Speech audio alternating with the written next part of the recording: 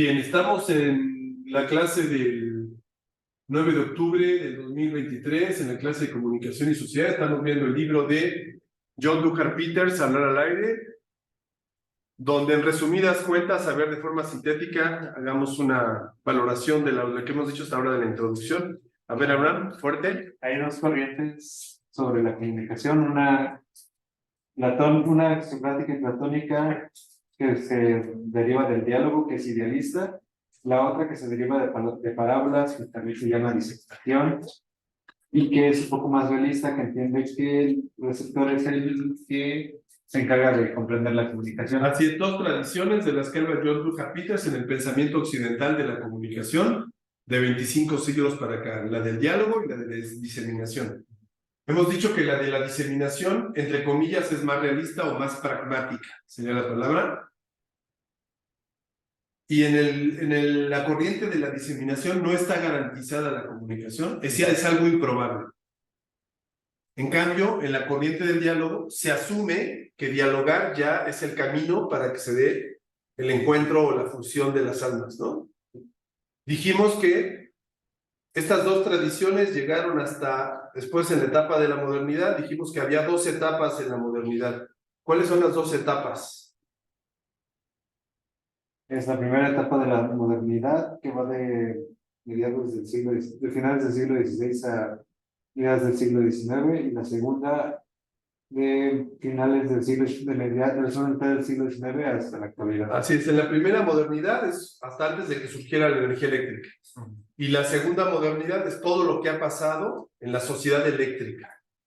Todo lo que ha sucedido desde la segunda mitad del siglo XIX a la fecha entra en lo que se llama segunda modernidad.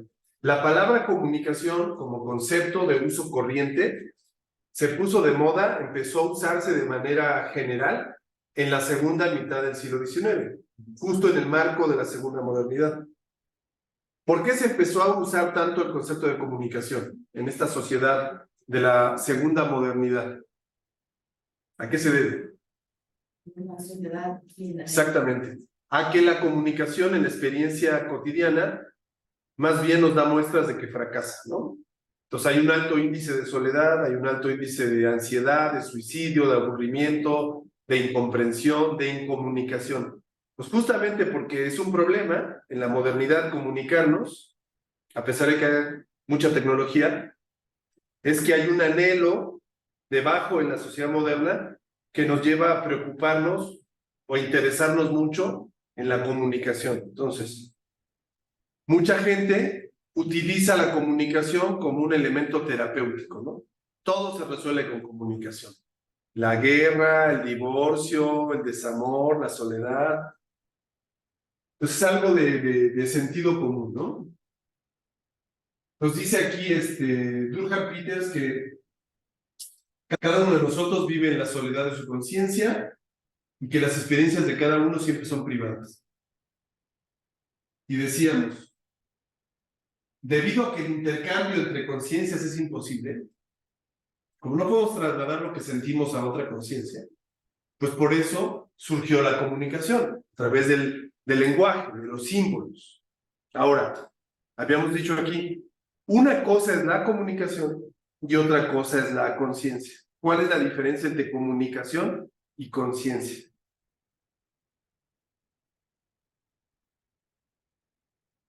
Que la conciencia es individual, aun cuando la adoptas socialmente, porque tu conciencia se va construyendo de a poco. Claro, claro, La nutres, digamos, es tu historia. claro, con la cultura, con la sociedad, ajá. Pero es individual. Pero es individual, se manifiesta en ti. Ajá. También la comunicación implica un contacto, aunque no sea dicho, con la sociedad.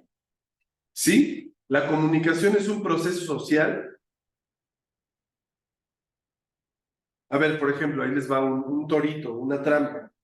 ¿Existe la comunicación interna? Aquí hay un elemento crucial.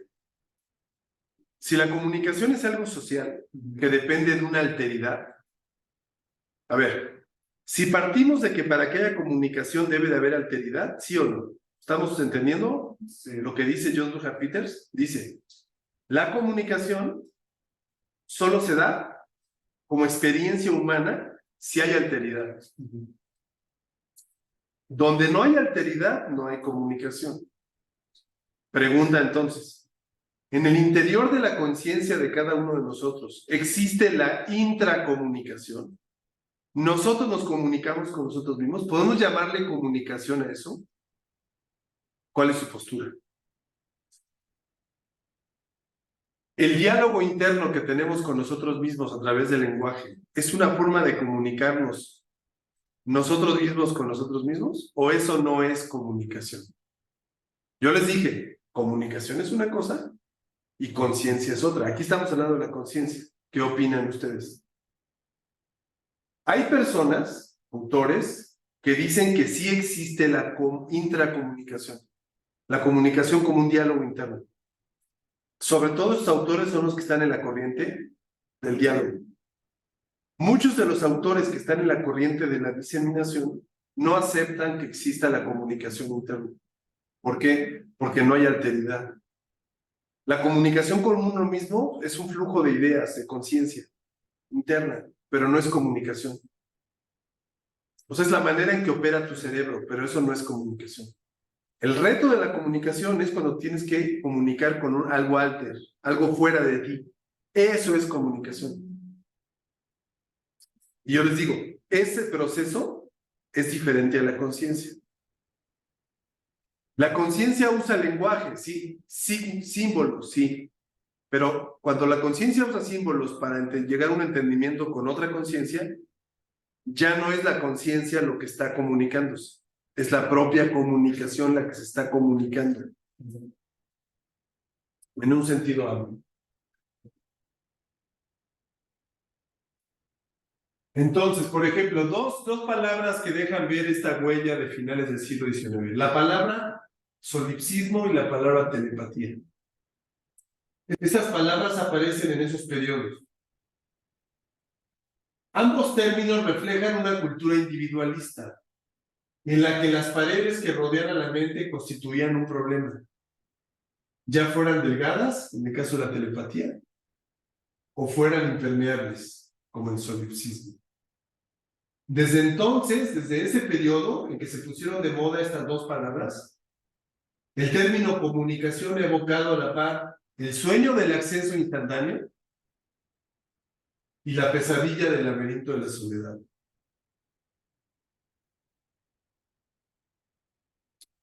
Este dualismo del concepto comunicación, a la vez puente y a la vez abismo, surge de las nuevas tecnologías.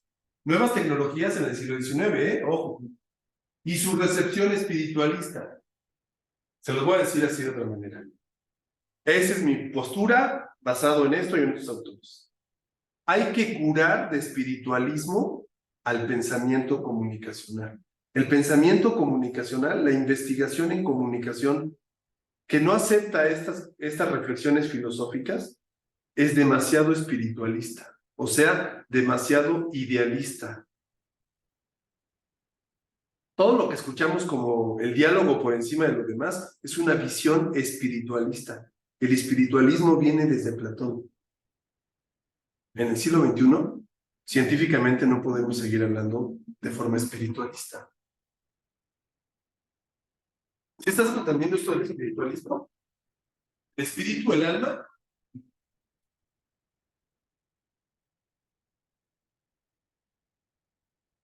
Entonces, este concepto de comunicación, el moderno concepto de comunicación, puso fin a la larga tradición de especulación sobre el contacto mental inmaterial.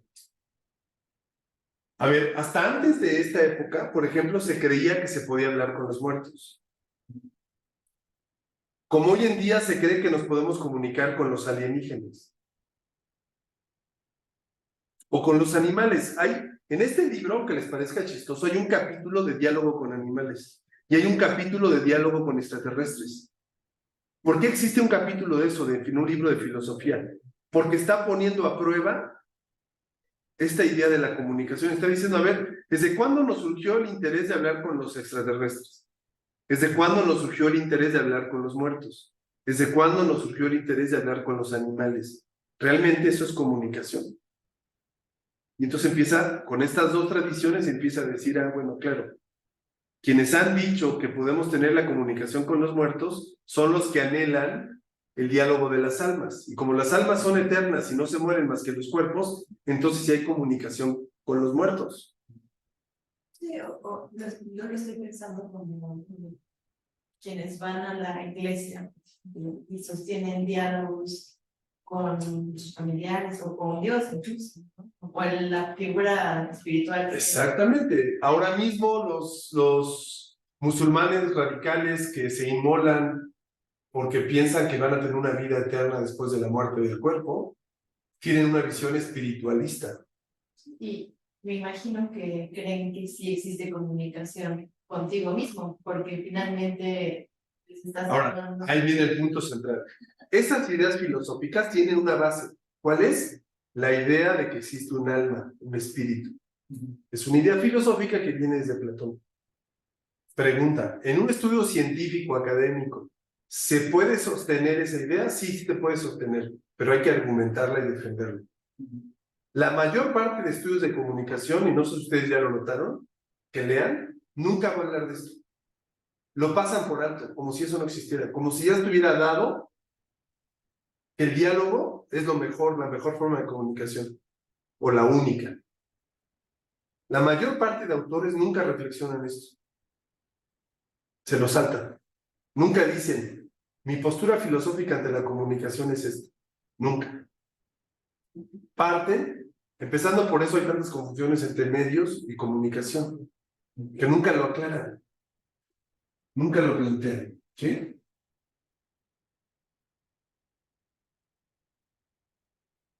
A ver, vamos a leer esta pregunta. A ver, Natalia, habla para que se pueda grabar acá de la voz. ¿Qué tecnologías del siglo XIX y sus percepciones virtualistas pusieron fin a una larga tradición de especulación sobre el contacto mental y material, evocando una larga tradición de sueños acerca de mensajeros angelicales y comunión entre los amantes separados? Convirtieron el viejo término comunicación en otro tiempo utilizado para cualquier tipo de transferencia, transmisión física, en un nuevo tipo de conexión cuasi física a través de los obstáculos del tiempo y el espacio. La comunicación, en ese sentido, convierte los problemas de relación en problemas de sintonía adecuada o reducción del ruido. O sea, ¿cuáles son las dos tecnologías del siglo XIX que pusieron fin a la idea de que podíamos tener un contacto mental inmaterial? Son el telégrafo y la radio. Hasta antes de estas invenciones no existía forma de comunicación más allá del tiempo y el espacio, además del imprenta. O sea, el invento tecnológico del telégrafo y la radio nos hicieron entender que la única forma de comunicarnos con otras mentes que no están presentes son a través del telégrafo, que no sea la palabra escrita, quiero decir, o la radio. ¿Cómo haces que tu voz viaje? ¿Telepáticamente? No, antes se creía que sí. ¿Sí?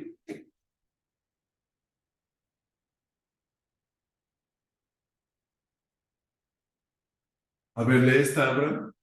A finales del siglo XIX, gracias a la electricidad, la comunicación ahora podría darse independientemente de impedimentos como la distancia o la corporeidad. El término evocaba una larga tradición de sueños acerca de mensajeros angelicales y comunión entre los amantes separados. La comunicación parecía muy superior a la vieja y sórdida labor personal de juntar las vidas en el lenguaje. Era veloz como el rayo, sutil como el éter y sin palabras como los pensamientos. Antes se creía eso, que la comunicación era casi mágica, ¿no? Casi como si pudieras transportar tus ideas a tu cerebro. Ajá. Las relaciones interpersonales volvieron a describirse gradualmente con los términos técnicos de la transmisión a distancia. Hacer contacto, estar en sintonía o fuera de ella. Estar en la misma onda, tener buenas o malas vibras. Estas metáforas, ¿cuándo se empezaron a usar? Cuando se inventó el telégrafo y la radio. Estar en sintonía, estar en contacto, ¿no? Todo esto son metáforas que se empezaron a usar para referirse a la comunicación a partir de la tecnología. Tierra a Herbert responde, por favor. La comunicación, en ese sentido, convierte los problemas de relación en problemas de sintonía adecuada Por reducción de ruido. Entonces dicen, el problema de la comunicación es que no hay una buena sintonía, es que no utilizan el mismo código, es que hay mucho ruido, es que el concepto de ruido, acuérdense, es todo lo que estorba la comunicación, ¿sí?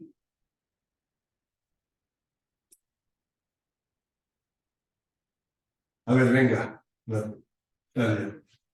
Conforme examino estos medios de transmisión y grabación, tales como el correo postal, el teléfono, la cámara, el fonógrafo y la radio, en los últimos capítulos, mi enfoque no se centrará en la forma en la que afectaron la comunicación cara a cara como una zona ya constituida de la actividad humana, sino más bien sobre cómo tales medios hicieron posible la comunicación como un concepto, con todos sus fallos, desajustes y efectos. O sea, aquí están las argumentaciones de este libro.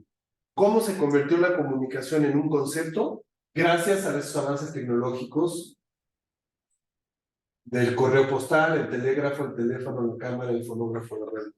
Eso se da en el siglo XIX, pero especialmente entre 1880 y 1920. Esos 40 años 20 años finales del XIX y los 20 primeros años del 20 son cruciales en la historia de la comunicación, esos 40 años. Antes de la Primera Guerra Mundial. Ajá, desde entonces, las posibles perturbaciones en la comunicación a larga distancia, pérdida de cartas, números equivocados, dudosas señales de los muertos, cables caídos y entregas perdidas, han llegado a descubrir también las molestias que padecen en la conversación cara a cara. La comunicación como una actividad de persona a persona se hizo pensable solo bajo la sombra de la comunicación mediatizada. esa es la hipótesis. Nunca antes la sociedad se había cuestionado la comunicación hasta que surgieron los medios.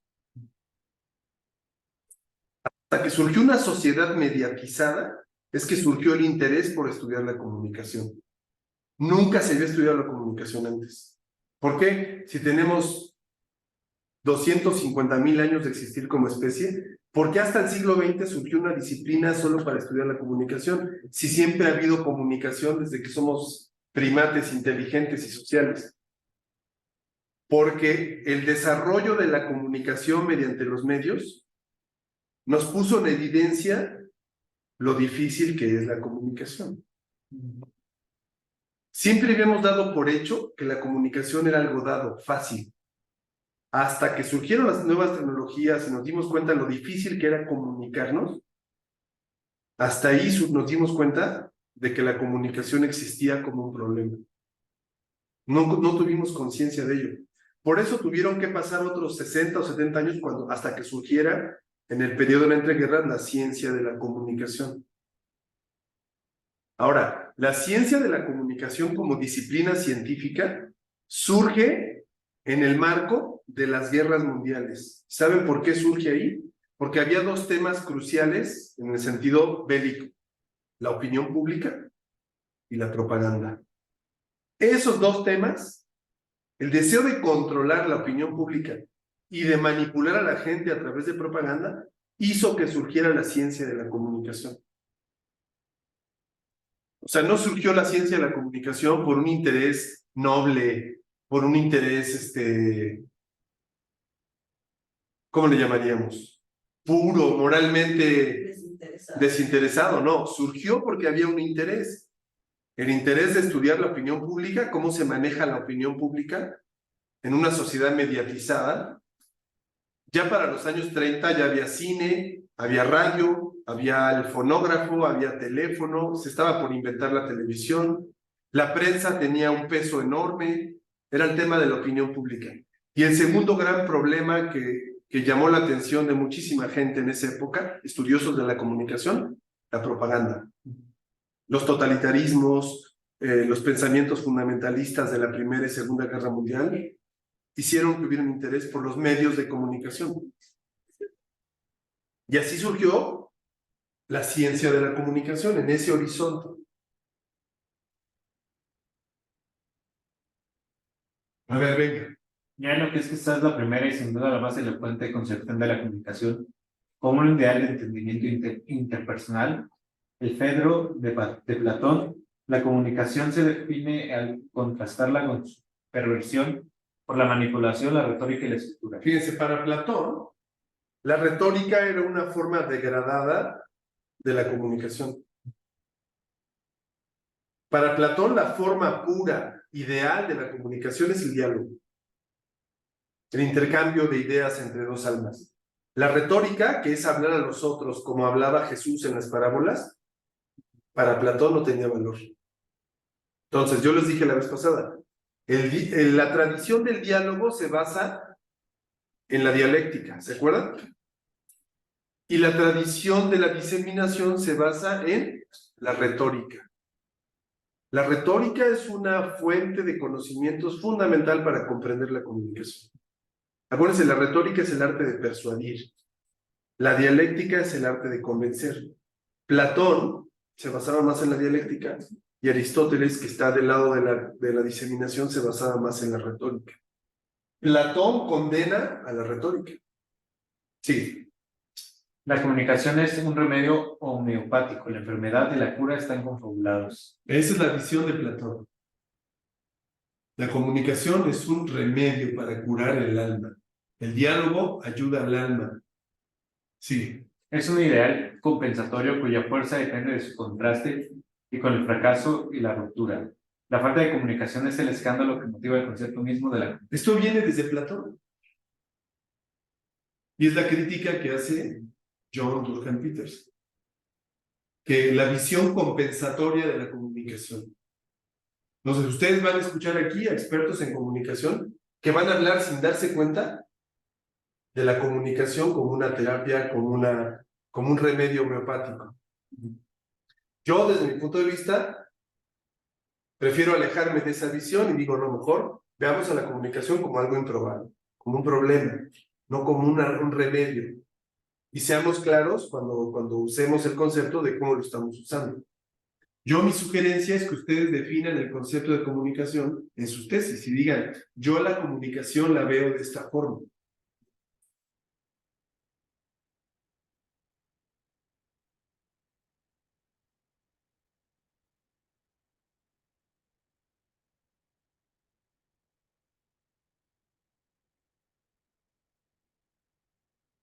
Una pregunta que podemos contestar en la introducción, leyendo la introducción de este libro, es la siguiente. ¿Por qué es que el término de comunicación sufre la mala suerte de una confusión conceptual? ¿Por qué es que este concepto, que es muy importante, por qué sufre de una confusión conceptual? Y esto es lo que responde Peters. A ver, Natalia, si nos ayudas. Porque la comunicación se da en gran parte del discurso contemporáneo como una suerte de germoplasma conceptualmente normal y diferencial.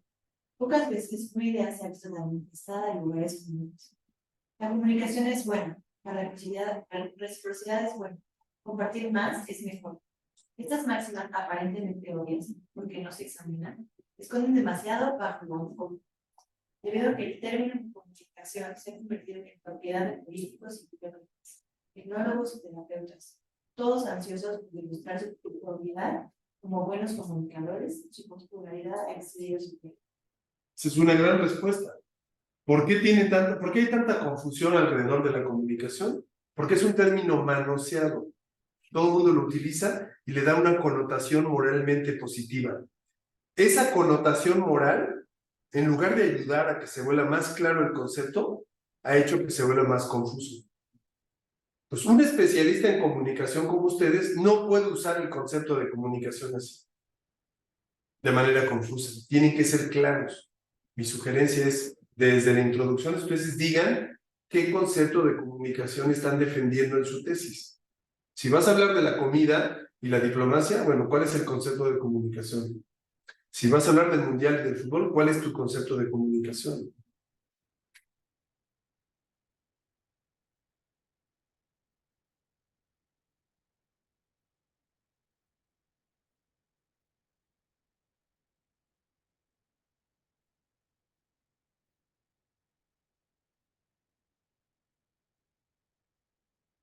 Él dice, el pensamiento filosófico más valioso acerca de la comunicación, considerando a la comunicación como un problema, a menudo se encuentra en quienes hacen poco uso de esta palabra. Otra vez. Aquí pueden ver resumida un poco su experiencia en esta maestría. A ver, leámoslo y expliquémoslo ahora. El último párrafo, léelo. La consecuencia es que el pensamiento filosófico más valioso acerca de la comunicación, considerada como un problema de intersubjetividad o rupturas de la comprensión mutua, a menudo se encuentra en quienes hacen poco uso de la palabra. ¿Qué quiere decir esto? Nos está diciendo John Durham Peters una clave tremenda. Nos está diciendo esto. Filosóficamente, quienes han pensado con mayor precisión a la comunicación no son los comunicólogos. Nos está diciendo, quienes hacen poco uso de esta palabra son quienes a veces han pensado de mejor manera a la comunicación. ¿Quiénes son esos? Los artistas, los filósofos, personas que vienen de otras disciplinas, no necesariamente los expertos en comunicación. Casi nos está diciendo, si tú lees a Milán Kundera o un novelista del siglo XX o un poeta, vas a entender más de comunicación que si lees un tratado de comunicación. Si lees un poeta, un dramaturgo, un novelista, un ensayista. Es lo que nos está diciendo. Por eso hay que tener cuidado cuando leamos de comunicación o teorías de la comunicación. No perder de vista esto. Entonces, la palabra comunicación es una palabra con una historia muy amplia. A ver, vamos a leer esta, Natalia, por favor. Los diversos sentidos de comunicación. Proveniente del latín comunicare, es decir, impartir, compartir o hacer común, entró en la lengua inglesa hacia los siglos XIV y XV. Primer detalle. Comunicare, del latín, entra al inglés. Ya no se diga el castellano, es más anterior. En el castellano, como lengua romance, viene de más cerca. Debe estar, hay que rastrearlo, pero a lo mejor es del siglo IX, del siglo X o antes, en español, en italiano, en portugués, en francés, debe de venir de antes. Al inglés, siglo XIV y XV. Eso haciendo estudios filológicos, yendo a la literatura, yendo a libros de esa época. ¿Cuándo aparece por primera vez la palabra comunicación? Sigue. La raíz clave es mon. ¿Qué significa? Relacionada con palabras tales como generoso, community, comunidad, meaning, significado y Gemeinschaft, sociedad. Fíjense, con todo eso está relacionado la raíz mun, de comunicación, mun, con todas esas acepciones. Siguiente. El latín munus tiene que ver con los regalos, con los deberes que se ofrecían públicamente, incluyendo espectáculos de gladiadores, homenajes y ritos para honrar a los muertos. Entonces, ¿qué es comunicación? En ese sentido es como un regalo. Acuérdense de su visión de Durkheim, de la comunicación como diseminación, como un dar. Yo doy un mensaje y a quien le caiga el 20 o lo escuche, que lo escuche. Seguimos. En latín, comunicatio no representaba las artes generales de conexión humana a través de símbolos, ni tampoco sugería la esperanza de algún tipo de reconocimiento mutuo. Fíjense, en el original, en latín, no significaba eso. Sí. Su sentido no era en lo más mínimo mentalista. Comunicatio, en general, implicaba cosas tangibles. A ver, hasta ahí. Entonces, aquí ya nos está diciendo otra cosa que les decía hace rato. Hace rato les dije, Durkheim apuesta por desespiritualizar la comunicación, la idea de comunicación.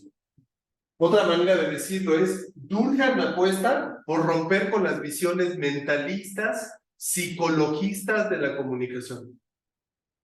Durkheim no cree que la comunicación sea un asunto psicológico, mentalista o espiritual. Sí. En la teoría retórica clásica, comunicatio era también un término técnico para un recurso estilístico en el que un orador asume la voz hipotética del adversario de la audiencia. Comunicatio era un diálogo menos auténtico que la simulación del diálogo realizada por un único orador. Eso significaba en la retórica clásica. Ok, sigue. Al igual que en el latín, una rama dominante del significado de comunicación tiene que ver con impartir, al margen de cualquier noción de un proceso dialógico o interactivo. Entonces, lo central de la palabra comunicación es compartir. No dialogar, no intercambiar, compartir. O sea, en su raíz etimológica, lo que nos está diciendo Durkheim Peter es que comunicar es compartir. Por eso él dice que comunicar, la tradición, es diseminar, es regalar. Das un mensaje y pues ojalá alguien lo cache. No hay certidumbre de que sea así. Venga. Por lo tanto, la comunicación puede significar participación como en comunidad, participar de la Sagrada Comunión. Aquí la comunicación sugiere la pertenencia de un cuerpo social a través de un acto expresivo que no requiere ninguna respuesta ni Ahí reconocimiento. está la definición de comunicación de Durkheim Peters. ¿Qué es la comunicación para Durkheim Peters? Es un acto expresivo, un compartir, que no requiere ninguna respuesta ni reconocimiento. A diferencia de la tradición del diálogo, que dice que el diálogo es una forma de reconocimiento. Pero sí requiere una escucha. Claro, pero no está garantizada. Depende del otro. O sea, a ver, puesto así. Si cuando tú lanzas un mensaje y el otro no lo comprende, ya no está en la esfera de tu responsabilidad. Si tú hiciste todo lo posible para comunicarte con el otro en su lenguaje, en su código, semánticamente, lingüísticamente, idiomáticamente, y el otro no está preparado y no asume eso como una invitación, si tú le compartes algo y el otro no lo cacha, no está en tu responsabilidad. Le corresponde al otro ponerse a la altura en el sentido amplio de tu mensaje.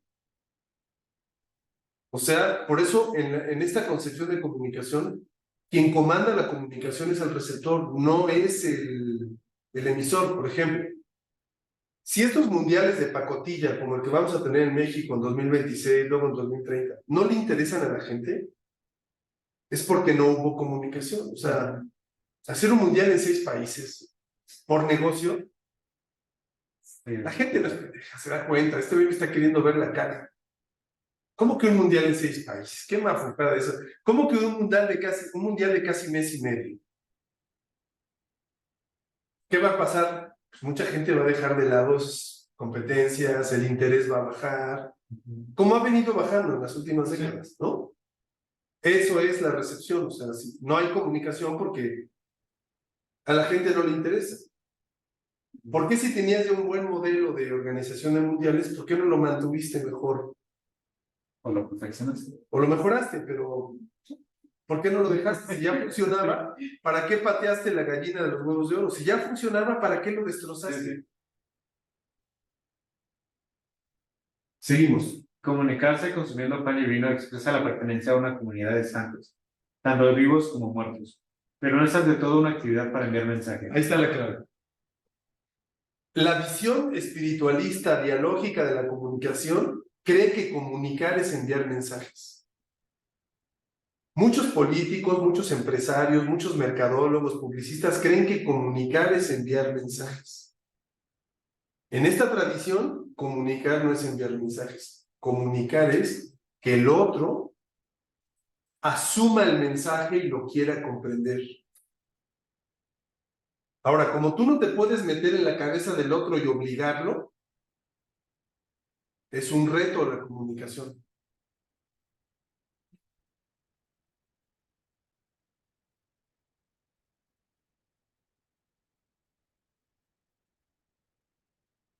Excepto, tal vez como un ritual social para complacer a otros o como un mensaje para uno mismo, para Dios. Sí.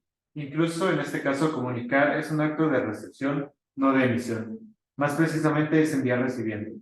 Otra vez, comunicar es un acto de recepción, no de emisión. Ahí viene el cambio radical.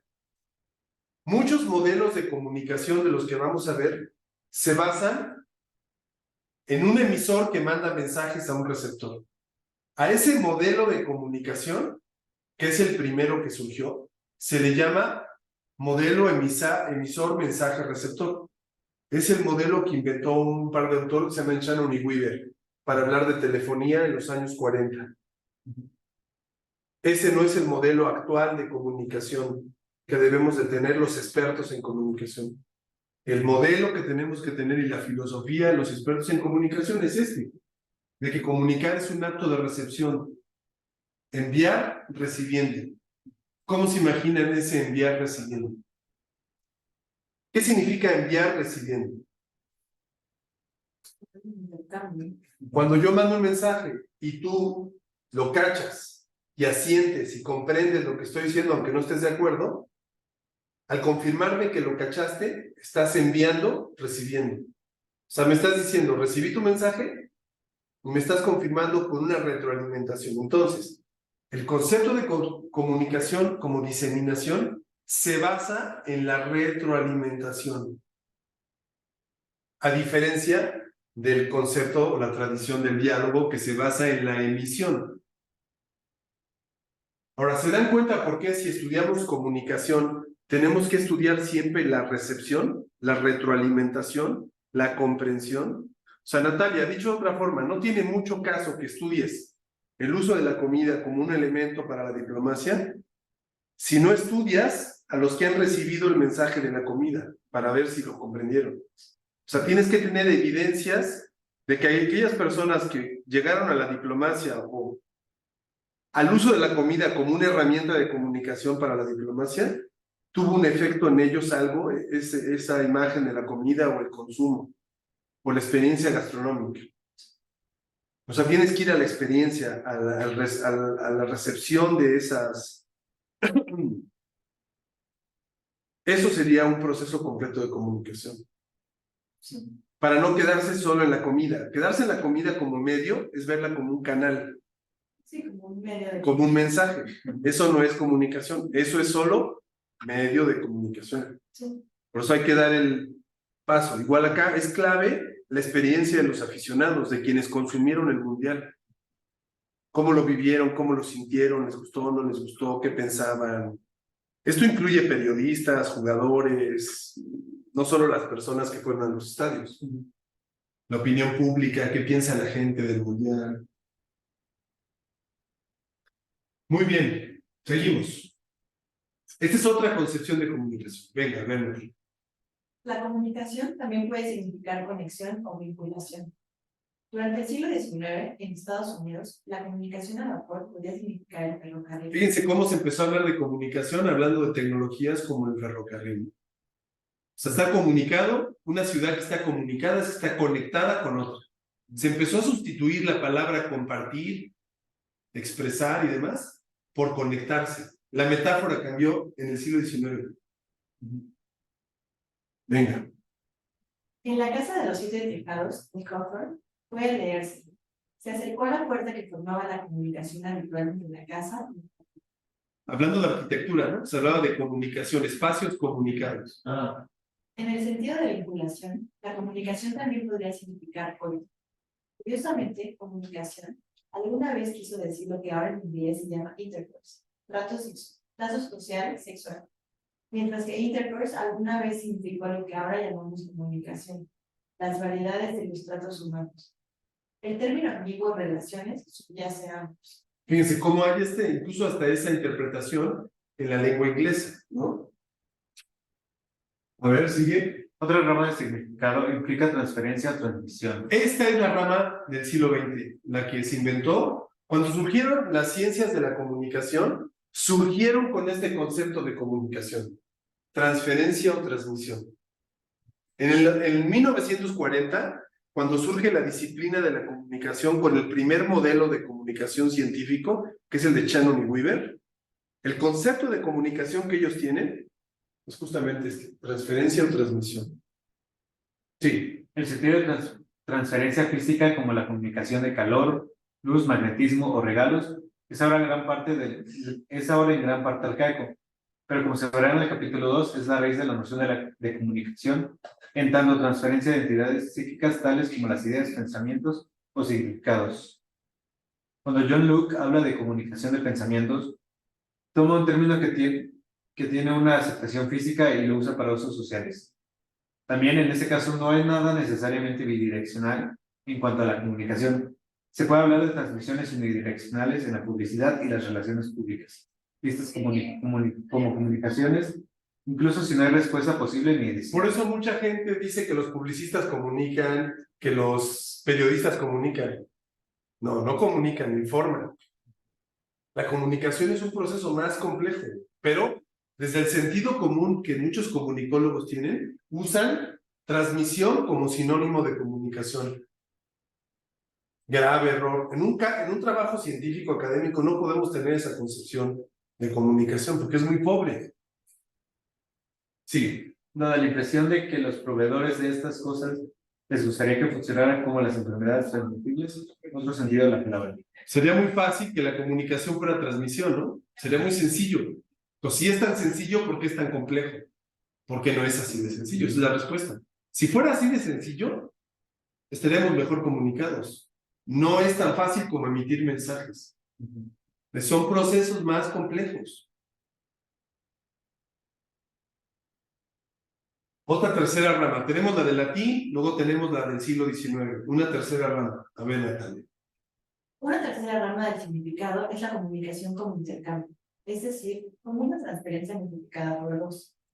La comunicación, en ese sentido, debe implicar intercambio, mutualidad y algún tipo de reciprocidad. Es posible que la naturaleza del intercambio varíe. La comunicación puede significar algo así como la vinculación exitosa de los dos términos separados, como suele decirse en telegrafía. En este caso, simplemente llegar al destinatario, como la entrega de un correo o un email, es suficiente para construir la comunicación. Si ambos extremos saben que el mensaje ha llegado, entonces se produce la comunicación. Un sentido más coloquial de la comunicación exige el intercambio de una conversación abierta y franca entre cercanos o compañeros de trabajo. Aquí, la comunicación no significa simplemente hablar, se refiere a un tipo especial de plática que se distingue por la intimidad y la revelación. Un sentido aún más intenso de la comunicación como intercambio desciende por completo del habla y propone un encuentro de mentes, un compartir psicosemántico, incluso una fusión en la conciencia. Todas estas ideas del enamoramiento, el amor romántico, son esto. Amor a primera vista. Sí. Encontré a mi alma gemela, a mi media naranja. O sea, todo esto viene desde Platón. Aguas. Eso es lo que critica Durkheim, esa idea de comunicación. Esta acepción de la comunicación como intercambio o como transferencia, ¿no? Muy bien, para Peters, ¿quién fue el pensador que indicó que la verdadera comunicación implica comunión? Compartir la experiencia interior. Es una crítica, ¿eh? Estableciendo claramente una definición de alto riesgo sobre la comunicación como contacto en interioridades. ¿Qué autor de estos decía que la comunicación, esta definición que a pesar de su utopismo, fue la que más brilló y usó durante el siglo XX? Viene en la introducción, bueno, es Lowenthal. Él tenía la idea de que en el siglo XX la comunicación era una forma de encuentro. Hay autores como Martin Buber, filósofos de la segunda mitad del siglo XX, que tenían esta idea de que la comunicación era una forma de compartir experiencias. Dicho de otra manera, en el siglo XX surgieron autores que sin darse cuenta repitieron la misma idea que Platón, solo que 2500 años después, con la promesa de que la comunicación era el encuentro entre las almas, solo que con nuevas palabras. Y es de lo que Durkheim Peters se da cuenta, que existe un paralelismo entre esas formas. Por eso le llama tradición, que él ve una continuidad, dicen lo mismo.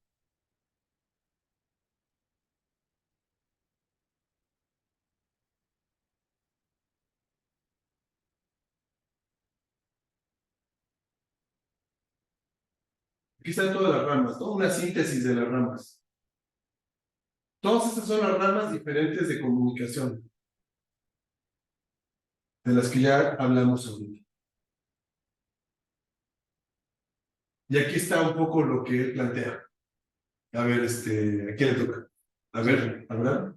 Comunicación también puede servir de una manera mucho más modesta, como un término que cubre los distintos modos de interacción simbólica. En este caso, la comunicación no implica argumentos falaces acerca de lo que los seres humanos somos capaces, sino es un término descriptivo para nuestras relaciones en significación. Hay algo de esto en la versión de la Biblia del rey Jaime sobre Mateo 5:37. But let your communication be yea, yea, nay, nay, for whatsoever is more than this cometh evil. Este ejemplo, communication, es una traducción de logos, una de las palabras más ricas del léxico griego, con sentidos como palabra, argumento, discurso, habla, historia, libro y razón. Luego servía como un término general para las capacidades que se desprenden del hecho de que los seres humanos, como dijo Aristóteles, son más que animales que poseen Pues palabras. la primera forma en la que se habló de la comunicación era como logos. Sin embargo, logos es palabra. Pregunta, ¿es lo mismo comunicación que palabra? No es lo mismo. Mucha gente lo usa como sinónimo. Hay que tener cuidado y darse cuenta cuando se cae en esa trampa, ¿no? Otros autores, como este autor de la Escuela de Chicago, 1909. Por comunicación se entiende el mecanismo a través del cual se desarrollan las relaciones humanas. Todos los símbolos de la mente, junto con los medios para transmitirlos a través del espacio y preservarlos en el tiempo. Esta definición, que es muy bonita, es de un sociólogo. ¿Sí? Kuhle, ¿sí?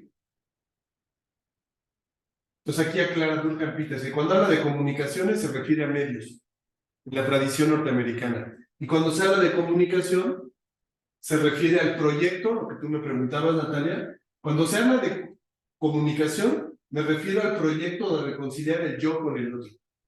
Cuando hablamos de comunicación entre un alter y un ego, estamos hablando de la comunicación como experiencia humana. Cuando hablamos de comunicaciones en inglés, estamos hablando de medios. Sale ya para ir cerrando. Aquí está, ¿no? ¿Cómo es que Peters usa el término comunicaciones? ¿Y a qué se refiere con comunicación? Y aquí está la respuesta, ¿no? Comunicación en plural se usa para referirse a cualquier medio. Y la palabra comunicación en singular se utiliza para hablar del proyecto de reconciliar el yo con el otro.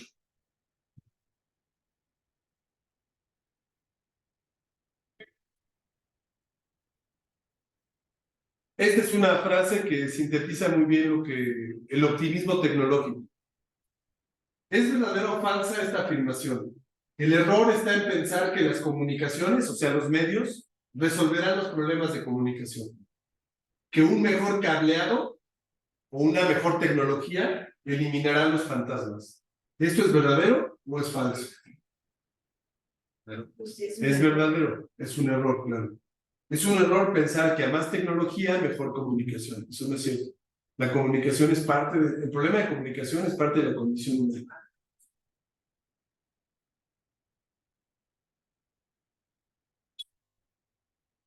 Nos dice, la palabra comunicación encierra la historia natural de nuestra especie parlante.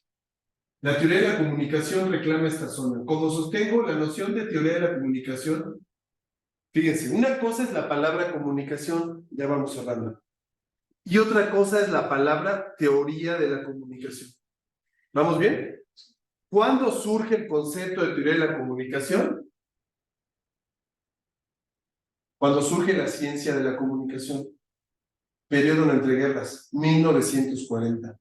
Antes de 1940 no se había utilizado la palabra teoría de la comunicación. ¿Sí queda claro esto? Científicamente, la palabra teoría de la comunicación se empieza a hablar solo hasta la década de los 40 del siglo pasado.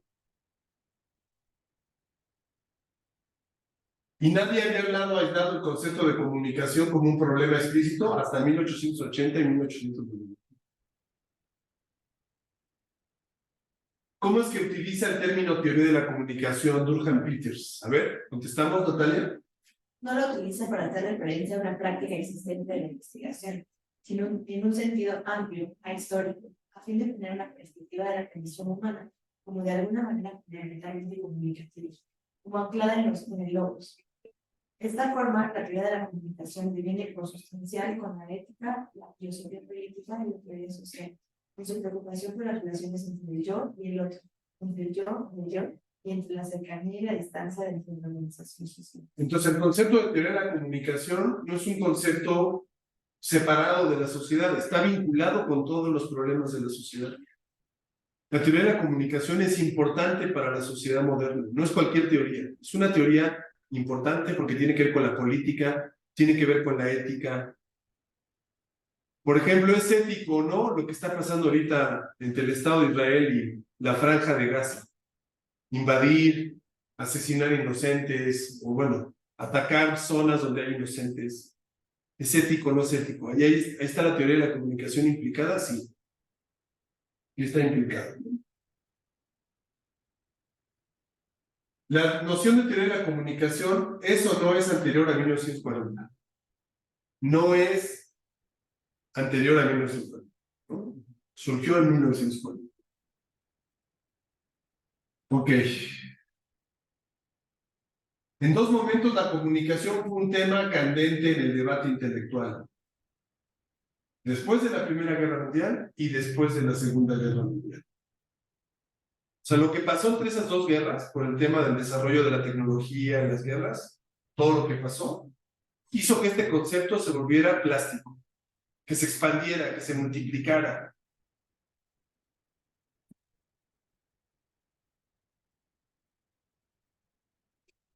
Entonces, ya en la década de 1920, la teoría de la comunicación empezó a aparecer. Todavía no se llamaba teoría de la comunicación, pero ya empezaba a germinarse, ¿sí? ¿Y dónde empezó a aparecer la teoría de la comunicación? Esta es muy larga la cita, pero nos está dando, fíjense, la lista de todos estos filósofos que ven aquí. Todos hablaron de comunicación sin referirse a la comunicación. John Dewey, Wittgenstein, Freud, Martin Heidegger, y luego los expertos en opinión pública, Walter Lippmann, él inventó las relaciones públicas y los estudios de opinión pública. Sociólogos como Tonis, ¿sí? El autor de las encuestas y los estudios de comunicación política. Ajá. Los marxistas, los inventores del posteriormente neoliberalismo, Harold Laswell, un elemento central en los estudios de opinión pública, el modelo de comunicación, Freud, y obras maestras de la literatura de Eliot, Hemingway, Kafka, Proust, Rilke, Virginia Woolf, todos hablan del problema de la comunicación o la incomunicación, ¿sí? Por todas partes, estamos hablando después de 1920, el término comunicación estaba en la agenda, en el interés de los intelectuales.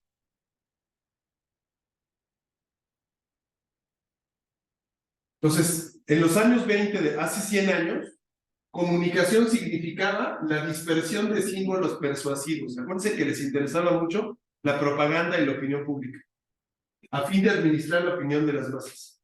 Ese era el interés de los años 20, ¿sí? De la literatura, del arte.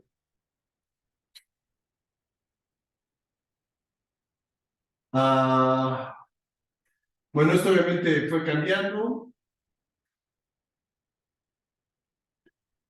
Por ejemplo, pensadores marxistas como Lukács decían que la comunicación fue concebida como el poder de enlazar a un pueblo vasto para bien o para mal.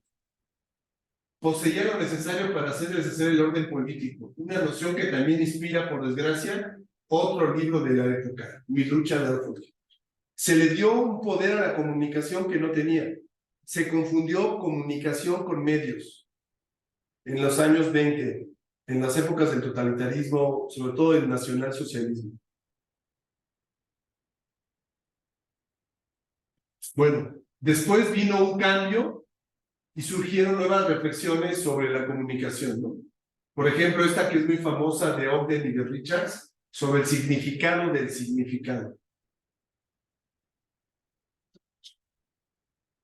Aquí hay mucho de filosofía, pero bueno, lo importante viene abajo. Dice, mientras que la propaganda se nutría de la locura atávica de la palabra, el análisis semántico del lenguaje proporcionaría un medio de comunicación para las necesidades de los seres humanos y de los científicos.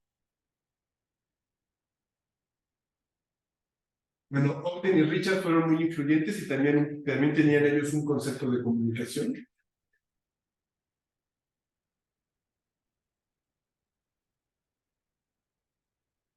Y Ogden y Richards pasaban igual de la idea del solipsismo, ¿no? De que la conciencia está separada. Entonces, para Ogden y Richards, la comunicación es una barrera infranqueable.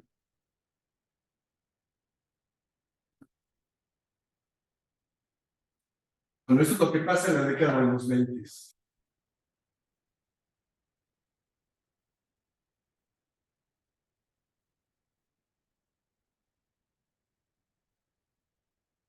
Otras visiones de la comunicación que surgen son las de Martin Heidegger y la de John Dewey, ¿no? Ambos, Heidegger y Dewey, rechazan la visión mentalista y la subjetivación del significado que le acompaña. Cada uno intenta eludir la dupla solipsismo-telepatía. No existe el solipsismo, dice Durkheim también, ¿no? No es que estemos separados de nuestra conciencia. Sí, cada uno tiene su conciencia, pero no eso quiere decir que vives en un mundo. Porque eso querría decir que cada uno de nosotros construye una realidad desde su cerebro. Eso es falso. Vivimos en un mundo común, sí. Aunque nuestras conciencias no se trasladan de una a otra, pero eso no quiere decir, bueno, y aquí habla de Martin Heidegger, de Ser y Tiempo. Está analizando muchas obras filosóficas para ver cómo cada autor va pensando la comunicación. No lo podemos ver a detalle, ¿sí? Aquí empieza igual. Habla de otros autores importantes, Sartre, Levinas, Hannah Arendt, Marcuse, Leo Strauss, Derrida, Foucault, cómo van viendo a la comunicación. Les voy a pasar estas presentaciones, ahí viene la cita en la página. Habla de este autor que es muy importante para el pragmatismo, que es John Dewey. Y sigue hablando de otros autores en el diálogo. Luego aparece este autor que es muy importante, George Herbert Mead. Es un sociólogo que inventa lo que se conoce hoy en día como interaccionismo simbólico. El interaccionismo simbólico es una corriente de la sociología que explica que lo social se construye por el intercambio del lenguaje. Todo lo social, dice este autor, este sociólogo, se construye por el intercambio lingüístico. Esto ya estamos hablando de los años 30 del siglo XX. Y así van surgiendo otros autores. Entonces son las 5 visiones que se entrelazan en la década de 1920. La comunicación como administración de la opinión de masas. La comunicación como la eliminación de la niebla semántica. La comunicación como las salidas vanas de la ciudadela del ser. La comunicación como divulgación de la alteridad. Y la comunicación como orquestación de la acción. Ahí están 5 conceptos nuevos de comunicación que surgen en la década de 1920. Cada uno de estos 5 puntos también se había anticipado en doctrinas anteriores. O sea, hay una tradición de pensamiento que antecede a sus autores, ¿no? En la actualidad, los pensadores más influyentes acerca de la comunicación, dice Durkheim Peters hace 20 años, son Habermas y Emmanuel Levinas. En filosofía. Aquí podríamos agregar otros autores nuevos, de los últimos 20 años. ¿Sí?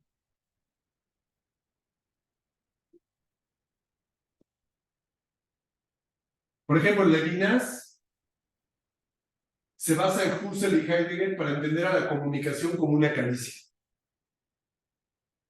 Y bueno, hay toda una explicación filosófica de la teoría de Levinas para explicar la comunicación.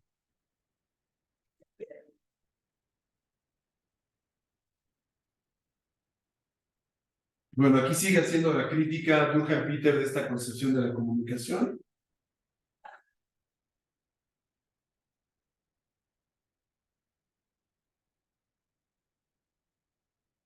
Y habla de otros grandes autores hermeneutas, Paul Ricoeur y George Gadamer. George Gadamer, el alemán.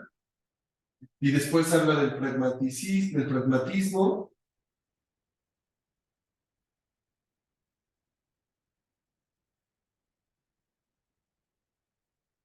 Por ejemplo, dice Durkheim Peters que en los 1920 los autores de esa época no distinguieron entre comunicación de masas y comunicación cara a cara.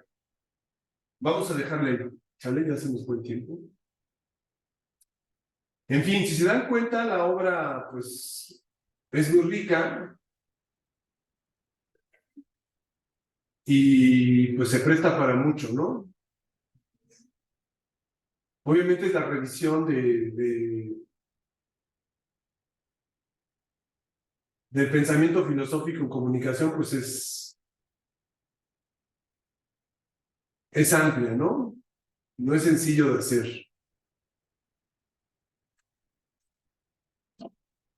¿Sí estamos?